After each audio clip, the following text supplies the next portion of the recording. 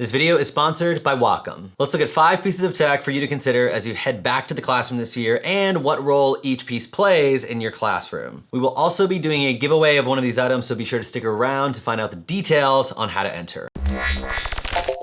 As a teacher, your most essential device is likely going to be your laptop. And the biggest bang for your buck that you can get with a laptop right now is the M1 MacBook Air. This is the first MacBook Air with Apple's M1 chip, and without getting too technical, what that means for you is that you could have a ton of tabs open, a YouTube video playing, a Zoom call running, and be screencasting all of that at the same time, and the M1 MacBook Air won't slow down even though all of that is going on. Even if you're a media teacher, I've edited 4K footage on this without any problems. The battery life is really great and should last you the day without having to recharge. This is Apple's most powerful laptop that you can get at the $1,000 price point, and if you're okay going refurbished, you could find it for $850. A few things to note, there are only a couple of USB-C ports on there, so you will likely need a hub that you can plug in, like this one from Anker, which runs about $80, and it'll allow you to plug into your projector as well as plug more traditional USB devices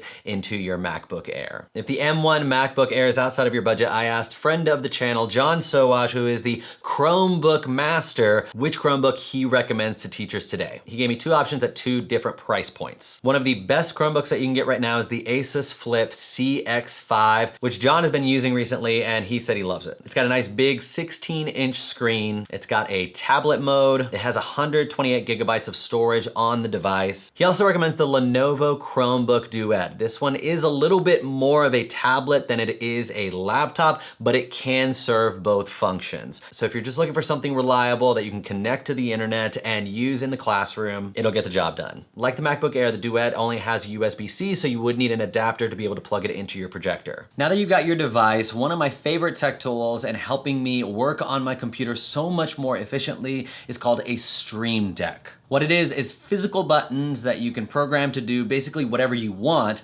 on your computer. Let's say you have 3 websites that you open every day: your email, Google Classroom, and your calendar. You can program one button for each of those, so when you press it, it opens up that website. But that's not much better than just having bookmarks. What's really cool about the Stream Deck is that you can have multiple things happen when you press one button. So I could press one button to open up all 3 of those websites at once, even though I don't have my browser open to begin with. If you find yourself typing the same thing over and over to students or parents in your email or in Google Classroom or anywhere on the computer, you can program all those common responses as a button on the Stream Deck, so when you push it, it just pastes that text right where your cursor is. And you can also program sound effects in there, which is always fun. Throw in an air horn to get kids hyped. The Jeopardy theme could serve as a 30-second timer in your classroom, or just throw in a fart sound effect and see if anyone notices. Can you tell that I was a middle school teacher? This 15-button Stream Deck is $150, but they also have a 6-button one that is $80. So now that you're rocking and rolling with your Stream Deck, it's time to start making some lessons for your students. And here at New EdTech Classroom,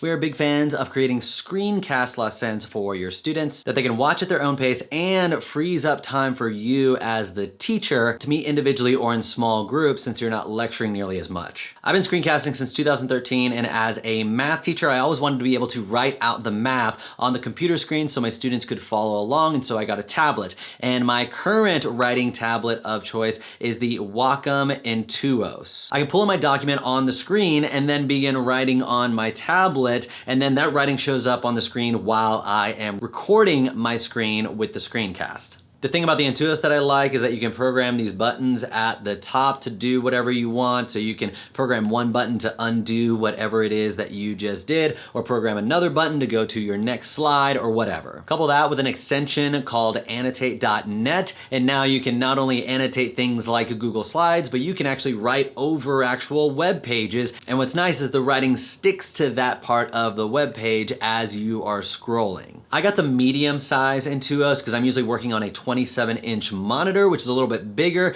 but the small Intuos should be perfect for anyone that is working primarily on a laptop. And we have now entered the giveaway portion of the show. Shout out to the air horn sound effect courtesy of the Stream Deck. We're gonna be giving away 3 wireless Wacom Intuos writing tablets, and all you need to do to be eligible to win is to leave a comment answering these 3 questions. 1, what would you use the Wacom tablet for in your classroom? 2, would you prefer a small Wacom tablet or a medium Wacom tablet? 3, share a link to a social media profile that we can contact you through if you win. YouTube doesn't have a messaging feature, and I'm hesitant to tell you to put your email because if you put your email in a public place like a YouTube comment, you'll probably get tons of spam. But if you don't care about that, feel free to leave your email if that's the best way to contact you if you win. If you don't win, but you would still like to pick up a tablet, we've got you covered. You can save 20% off of your Wacom tablet if you use the coupon code Wacom New EdTech and you order through Wacom.com's website.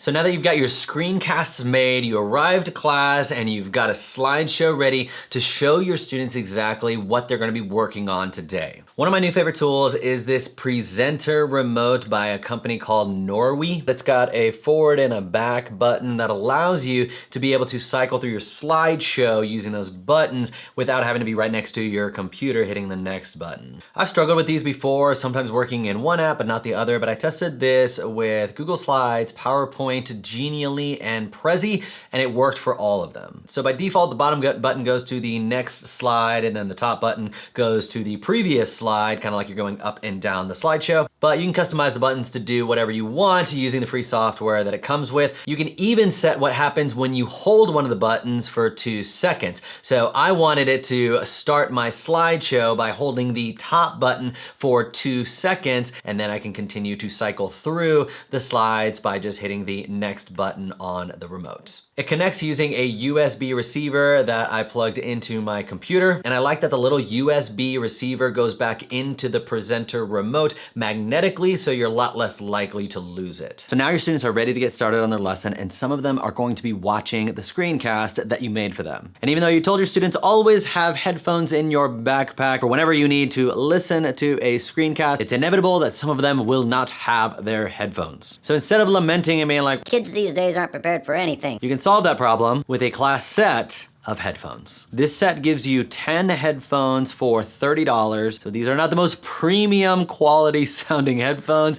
but they sound just fine and they do the job. And based on the reviews, it sounds like the company is really good about replacing any that stop working during the year. And I really like that they're multicolored. I feel it's just a lot more fun than having a bunch of gray and black sets of headphones. I do recommend coming up with a routine and procedure for managing your classroom headphones so they're less likely to get lost or damaged. You can put headphones in a plastic bag and number the bag, and not only will this keep them super organized, but having the cable inside of the bag will keep it from getting tangled up with the other cables in your headphone bucket or wherever you have them. This will be a great opportunity to create a classroom job of headphones manager where they distribute and ensure that the headphones are being properly stored and cared for. I would order as many as you need for everyone to be able to have a pair of headphones in the classroom. And out of anything on this list, I would really push for your admin to use school funds to pay for this because this is directly a resource and supply for the students in the classroom. The bonus item on this list is a quality backpack to carry all of this tech to and from school. The first district I worked at gave all the teachers a Swiss Gear backpack and I loved it,